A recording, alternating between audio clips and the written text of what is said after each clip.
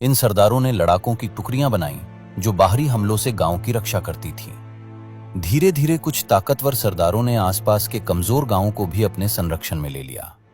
इस तरह छोटे छोटे राज्य बनने लगे। ये प्रक्रिया सदियों तक चली और लगभग 3100 ईसा पूर्व तक दो बड़े राज्य उभर कर सामने आए।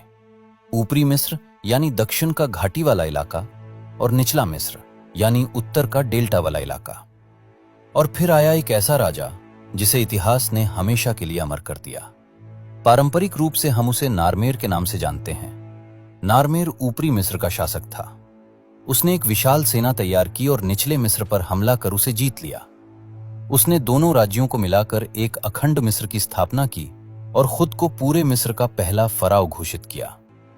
फराव सिर्फ एक राजा नहीं था, उसने खुद को जीवित देवता घोषित कर दिया। वो सूर्य देव रा का पुत्र था जिसे धरती पर राज करने के लिए भेजा गया था।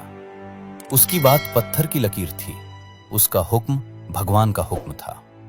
इस एक विचार ने मिस्र को हजारों सालों के लिए एक ऐसी स्थिरता दी जिसकी कोई मिसाल नहीं थी, क्योंकि अब राजा का विरोध करना मतलब ईश्वर का विरोध करना था। फराओ के राज में मिस्र ने जबरदस्त तरक्की की। उन्होंने लिखना सीखा, जिसे हायरोग्लिफ्स कहा जाता है।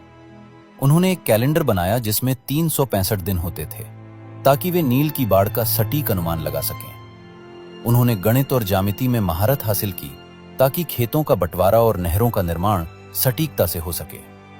लेकिन इस सारी तरक्की और शान शौकत के बीच मिस्रवासियों के मन में एक गहरा डर बसा था, मौत का डर। वे मानते थे कि मौत जीवन का अंत नहीं, बल्कि एक दूसरी दुनिया की यात्रा की शुरुआत है। उनका मानना था कि हर इंसान के अंदर का और बा नाम की दो आत्माएं होती हैं। मौत के बाद बा शरीर छोड़कर देवताओं के साथ रहने चली जाती है, लेकिन का यानी जीवन शक्ति शरीर के पास ही रहती है। इस का को जिंदा रहने के लिए शरीर की जरूरत होती थी। अगर शरीर नष्ट हो गया तो का भी मर जाएगी और उस व्यक्ति का हमेशा जीवित रहने का सपना खत्म हो जाएगा।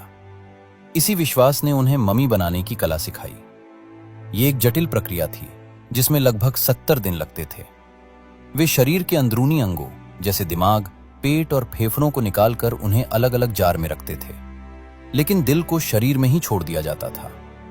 वे मानते थे कि परलोक में न्याय के देवता ओसिरिस के सामने व्यक्ति के अच्छे बुरे कर्मों का हिसाब इसी दिल में होता है।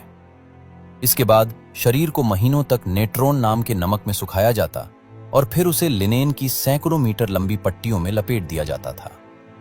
अब अमर शरीर तो तैयार था, लेकिन उसे चोरों और जंगली जानवरों से कैसे बचाया जाए? शुरुआती फराओ को मस्तबा कहे जाने वाले सपाट